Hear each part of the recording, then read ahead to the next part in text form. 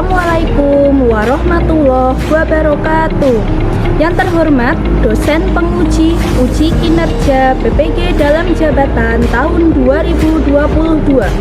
Perkenalkan, nama saya Yuyun Wahyuning Tias, mahasiswa BPG dalam jabatan tahun 2022, kategori 2, jurusan Pendidikan Sejarah Universitas Negeri Semarang. Hari ini, Selasa 13 Desember tahun 2022, saya akan mengambil video untuk kebutuhan uji kinerja atau UKIN dengan materi cara berpikir sejarah. Sekian, wassalamualaikum warahmatullahi wabarakatuh. Waalaikumsalam warahmatullahi wabarakatuh. Ya, selamat siang. Siang. Ya, masih semangat? Masih. Ya, sebelum memulai kegiatan kita pada siang hari ini, nah ada baiknya kita untuk berdoa terlebih dahulu ya. Nah, ketua kelasnya Edgar. Silakan Edgar untuk memimpin doa. Edgar, berdoa mulai. Berdoa selesai. Ya, terima kasih Edgar sudah memimpin teman-temannya untuk berdoa. Nah, semoga kegiatan kita pada siang hari ini berjalan dengan lancar. Kemudian ilmu yang kita dapatkan pada siang hari ini juga akan bermanfaat untuk kita semua, seperti itu. Nah, sebelum memulai kegiatan pada pagi hari ini, seperti biasa, Bu Jujun akan ngecek kehadiran kalian terlebih dahulu ya. Di absen dulu.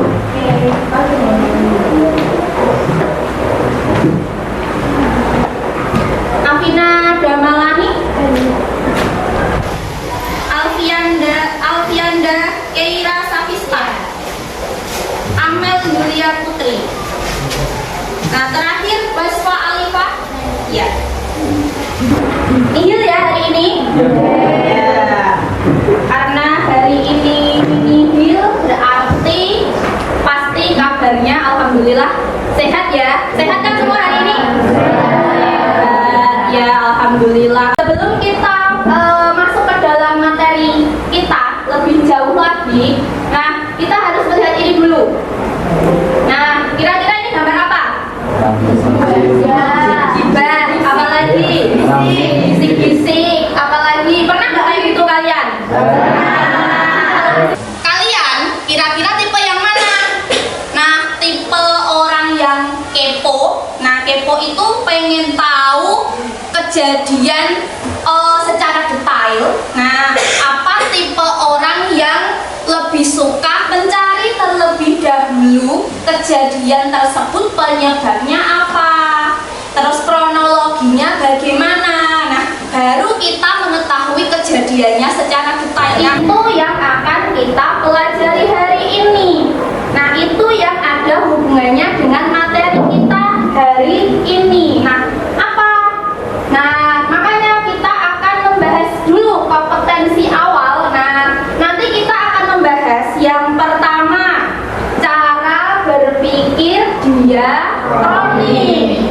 Yang kedua, cara berpikir sinkronik. Yang ketiga, kronologis. Dan yang keempat ada periodisasi. Ya.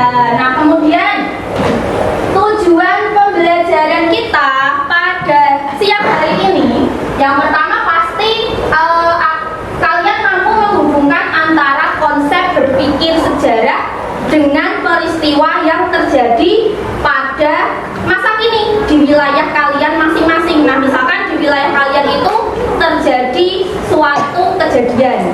Nah, itu berarti kalian sudah menghubungkan kejadian tersebut dengan cara berpikir sinkronik atau diakronik. Nah, tinggal bagaimana kalian mengupasnya. Seperti itu, paham? Oke. Yang kedua, peserta didik mampu menjelaskan konsep sinkronik, diakronik melalui peristiwa-peristiwa sejarah yang ada di daerah atau wilayahnya masing-masing. Nah, tuh. Lanjut. Nah, Buyun punya satu gambar. Nah, kira-kira gambar apa ya? Nah, ada yang tahu gambar apa ini? Udin. Gambar Sumpah Pemuda, betul? Betul ya, ini adalah gambaran tokoh-tokoh yang terlibat dalam Kongres Pemuda yang menghasilkan Sumpah Pemuda yang sering kita peringati pada tanggal berapa? Ya, 28 Oktober dan baru kita peringati kemarin, ya kan? Nah, ini foto lamanya tuh seperti ini. Nah, kalau misalkan Buyun cuma kasih gambar foto, apakah kalian tahu bagaimana kejadiannya? Tidak. Nah, pasti kan bertanya-tanya lah, itu cuma foto, gimana Bu terjadinya gitu kan? Nah, agar kalian lebih tahu, coba kalian bandingkan dengan video ini. Istilah Sumpah Pemuda juga tidak dikenal setelahnya. Pada tahun 1931 baru muncul istilah ini dalam sebuah tulisan jurnalistik yang dibuat oleh Sultan Takdir Ali Syahbana. Tapi pada saat itu, istilah Sumpah Pemuda masih belum populer.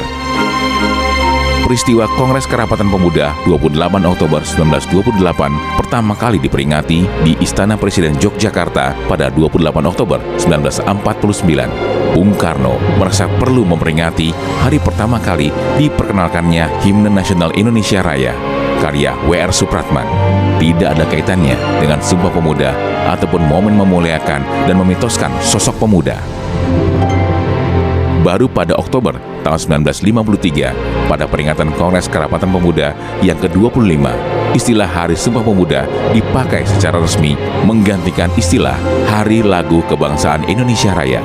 Pemerakarsanya adalah Muhammad Yamin. Kata sumpah dipakai untuk disejajarkan secara historis dengan Sumpah Palapa yang pernah diucapkan oleh Gajah Mada. Ya, setelah menonton video, kira-kira apa tanggapan kalian? Nah, tadi dari video yang sudah kalian tonton. Saya Bu, video tersebut bercerita tentang sejarah terjadinya Sumpah Pemuda. Dalam video itu dijelaskan kejadian Sumpah Pemuda secara kronologis hingga dikenal bangsa Indonesia sampai sekarang. Ya, terima kasih Udin. Nah, jadi kira-kira kemudian lantas bagaimana manusia itu bisa mengetahui peristiwa sejarah secara kronologis. Nah, ini akan berkaitan dengan materi yang akan kita bahas pada hari ini. Apa? Ya, iya betul, sinkronik dan diakronik. Setelah nanti kita melihat foto dan video tersebut tadi, nah kita akan menjelaskan sedikit tentang yang namanya diakronik dan sinkronik. Perbedaan dari diakronik dan sinkronik. Nah, bisa kalian lihat di sini. Nah, diakronik itu adalah cara berpikir yang mengkaji suatu peristiwa sejarah secara menyeluruh, tapi dengan runtutan waktu yang kronologis. Nah, nanti diakronik memiliki dua unsur. Apa? Yang satu periodisasi. Periodisasi itu adalah batasan waktu.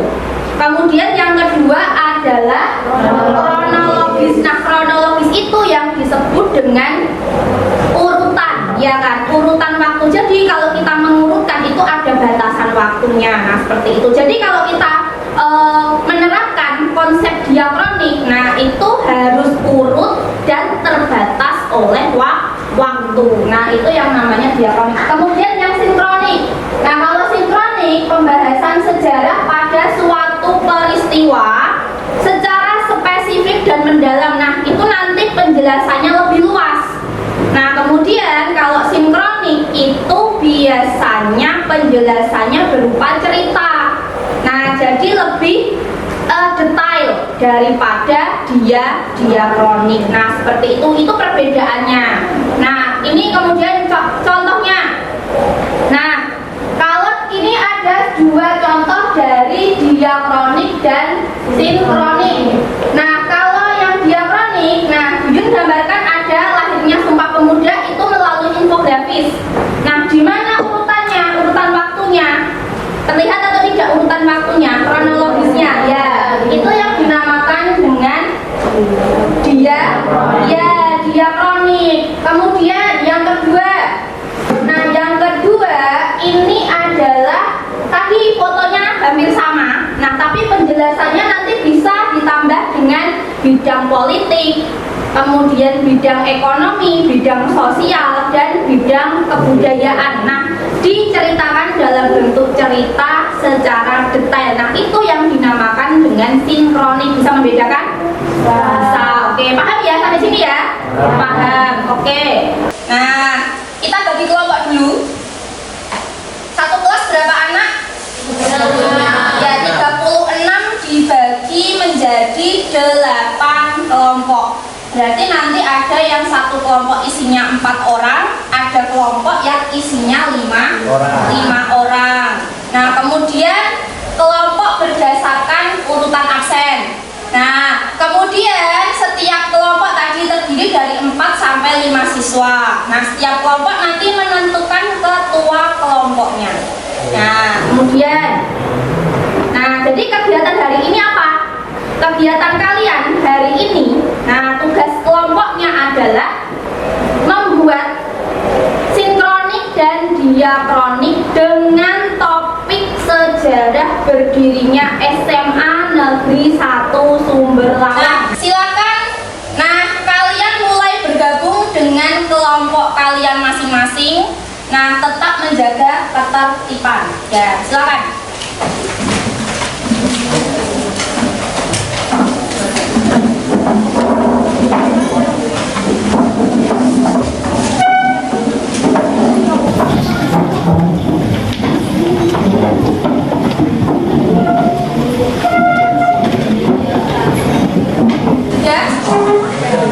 Ya, kelompok 1. Ya, ketua kelompoknya siapa? Afina. Kelompok 2 Akbar. Kelompok 3 Salsa. Kelompok 4 ya Udin. Kelompok 5 Sera. Kelompok 6 Alfianda. Kelompok 7 Tina. Kelompok 8 ya silakan. Nah, kalian berdiskusi, tapi sebelumnya Bu Jujun akan membagikan LKPD dulu ya. Jadi nanti LKPD ini merupakan lembar kerja peserta didik. Jadi nanti kalian di situ menuliskan nama kelompok, kemudian nomor absennya berapa. Di situ nanti kalian menuliskan hasil diskusi kalian. Nah, hasil diskusi kalian nanti konsep diakroniknya dibentuk timeline atau lini masa ya. Kemudian konsep sinkroniknya nanti dibentuk cerita secara detail. Nah, sebentar.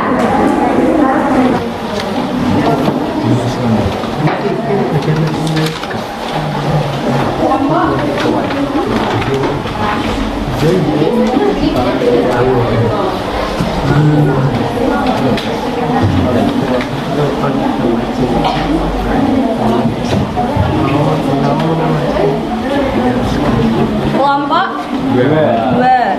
Ini lembar LKPD-nya, ini hasilnya nanti ditulis di sini. Kalau nggak mau di belakangnya nggak apa-apa. Kelompok 3. Ya, silakan kalian bisa membuka informasi atau sumber referensinya dari Google ya. Bisa buka web sekolah. Nah, web sekolah itu kan biasanya ada sejarah berdirinya SMA. Nah, atau bisa menggunakan link yang lainnya yang di dalamnya ada informasi mengenai SMA Negeri 1 Sumberlawang. Jangan lupa di bagian bawah nanti diberikan sumber referensinya, dapatnya dari mana. Ada pertanyaan? Ya, oke. Silakan dikerjakan diskusinya dalam waktu 30 menit.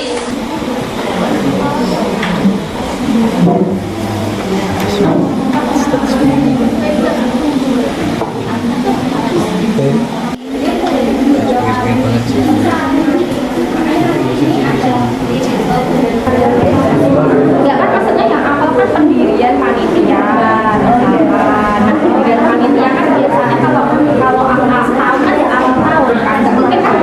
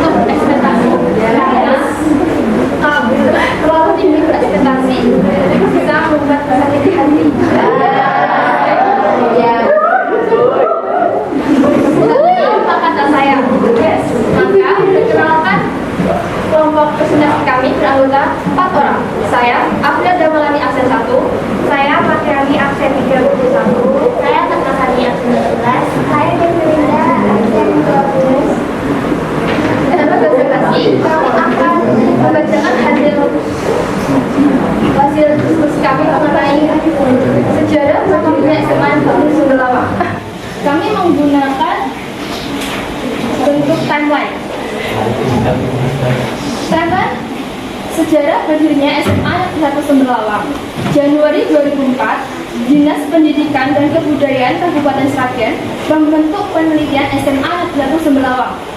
Februari 2004, kegiatan belajar mengajar menempati gedung SMP Negeri 1 Semberlawang. Juli 2004, kegiatan belajar mengajar pindah menempati gedung SD Negeri 1 Kendeng dan dilakukan pada sore hari. September 2004, Gubernur Jawa Tengah Bapak Mardianto merumuskan SMA Negeri 1 Semberlawang. Kegiatan belajar mengajar pindah menempati gedung baru Desa Kendeng yang berpati hingga sekarang. Baik, kami buka sesi tanya jawab, buka sesi curhat ya. Baik, silakan jika ada yang ditanyakan.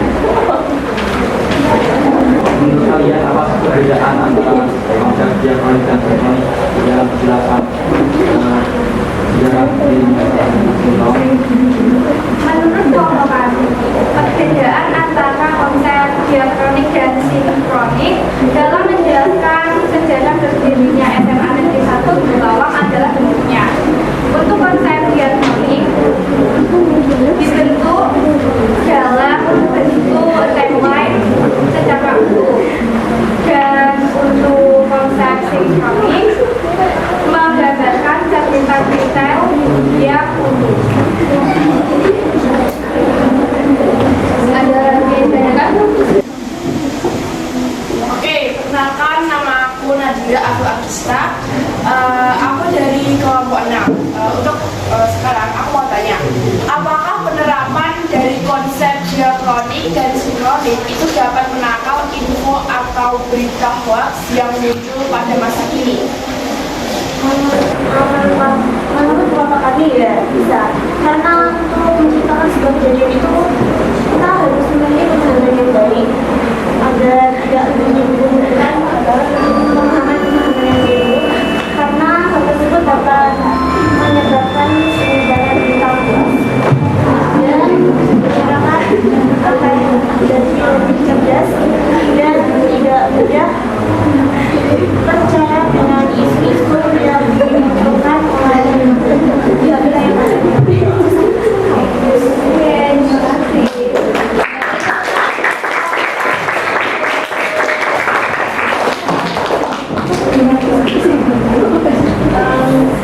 Mohon maaf jika ada salah kata atau kurang jelas.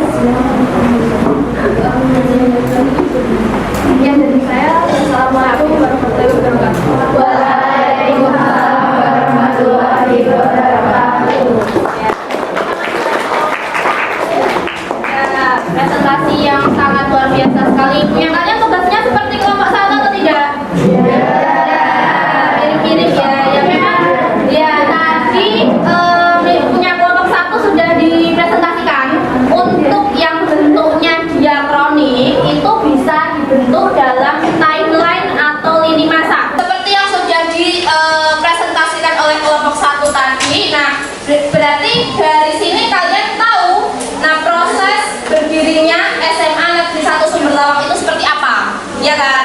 Nah, kemudian mulai berdiri itu tahun berapa, kemudian pernah menempati gedung apa, kemudian ternyata SMA Negeri 1 Semberlawang itu gedungnya pindah-pindah. Nah, setelah kita melakukan diskusi dan presentasi, nah kita akan mengevaluasi, nah seberapa jauh pengetahuan kalian tentang sinkronik dan diakronik, karena tadi kita sudah mempelajarinya, bahkan sudah ada teman kalian yang mempresentasikannya. Nah, dengan cara apa? Kita nanti akan bermain game, namanya apa? Kahoot ya. Silakan Kahootnya bisa dibuka. Kalian bisa membuka melalui Google, ketik kahoot.it, kahoot.it ya. Tuh. Sudah siap? Ya, sudah masuk di dalam Kahoot semua? Ya. Sudah ya, kalau sudah? Ya. Di loading dulu. Ya, loading dulu. Nah, pinnya itu sudah keluar. 647 6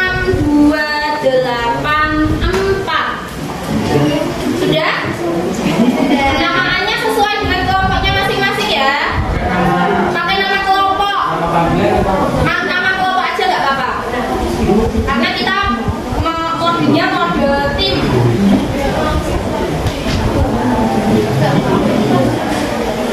Jadi nanti kalian menjawabnya berdiskusi ya. Waktunya 30 detik per soal. Nanti poinnya langsung muncul di depan.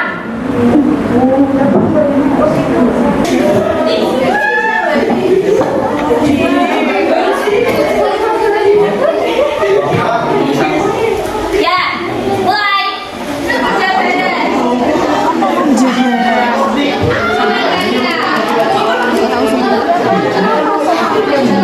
Atau salah. Saya coba nih, Bu. Pilihan nih. Sama. Saya tahu pilihannya, Bu. Tur. Gak. Pimau nganu. Dan kita lihat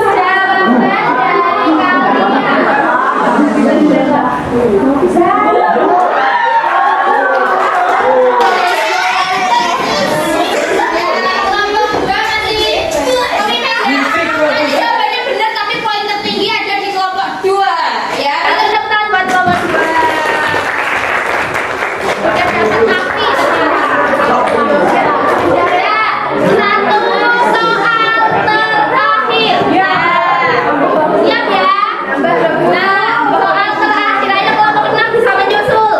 Satu soal terakhir ini true or false lagi ya.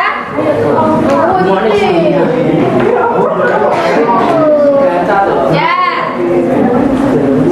Jangan fokus di situ, dilihat sini tadi tahu-tahu ada gambarnya.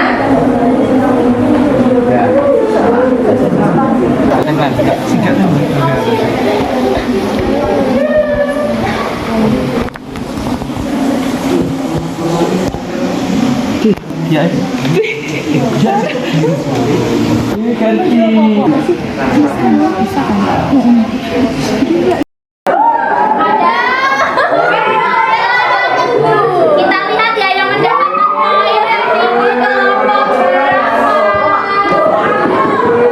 Siap ya.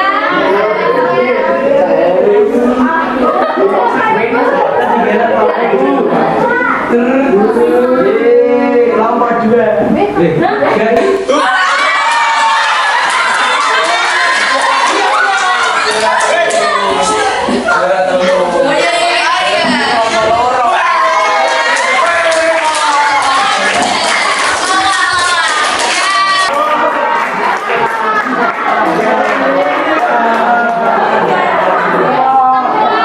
Semua mendapatkan juara, tapi juara 1 adalah kelompok 2, juara 2 kelompok 5, juara 3 kelompok 7, juara kelompok 6 dan kelompok 8.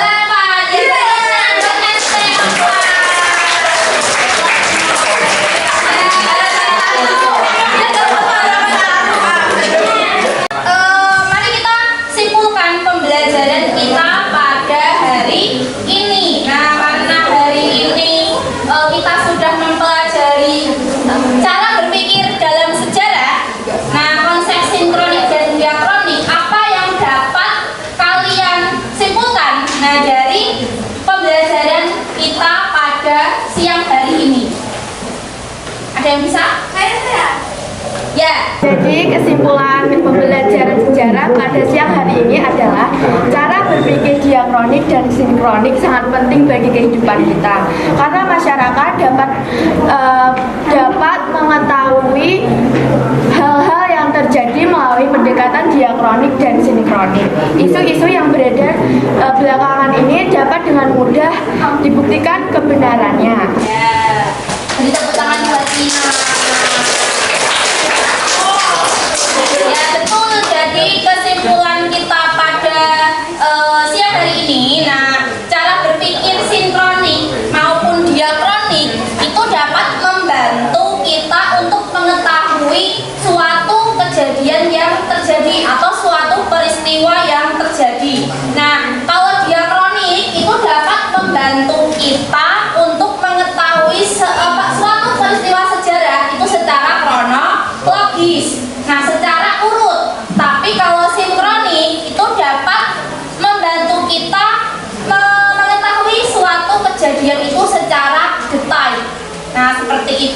Kemudian, nah refleksi pembelajaran kita pada hari ini. Nah tadi hari ini kita belajar pakai apa? Kahoot. Nah, ya Kahoot seru ya kayak Kahoot ya berarti. Nah, jadi hari ini kita bisa mendapatkan banyak pelajaran ya. Yang pertama kita bisa membuat timeline atau lini masa. Kemudian yang kedua kita mengenal suatu media pembelajaran yang baru apa? Kahoot. Nah ternyata belajar sejarah itu nggak cuma belajar dengan menjawab soal di buku, menjawab soal di kertas, tapi bisa diterapkan dengan menggunakan game. Yaitu salah satunya adalah permainan Kahoot. Nah seperti itu. Kemudian kalau refleksi sejarah yang kita bisa ambil hari ini apa kira-kira? Ya, Kalau menurut saya, dengan menggunakan cara berpikir sejarah, yaitu sinkronik dan diakronik, kita mampu menguraikan ruang, waktu, dan penyebab suatu peristiwa sejarah itu terjadi. Dan kita juga hal itu dapat membantu merekonstruksikan fakta-fakta dalam peristiwa sejarah tersebut. ya betul, beri tepuk tangan buat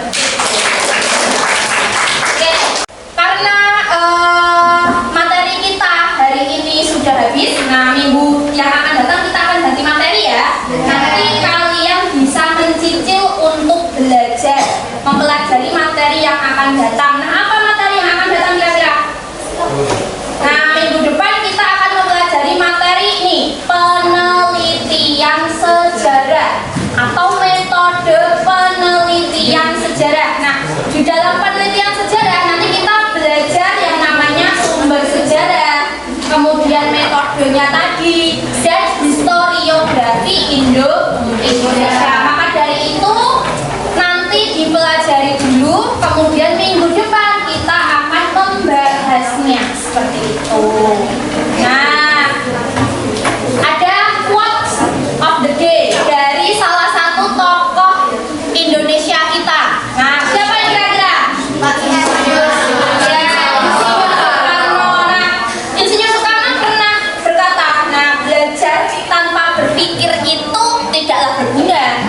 Tapi kalau kalian berpikir tanpa belajar, nah itu sangatlah berbahaya. Nah maka dari itu kita harus mengkolaborasikan keduanya. Nah kita belajar dan juga berpikir agar mendapatkan ilmu yang bermanfaat. Nah untuk kita dan untuk orang lain. Nah begitulah. Beri tepuk tangan buat kelas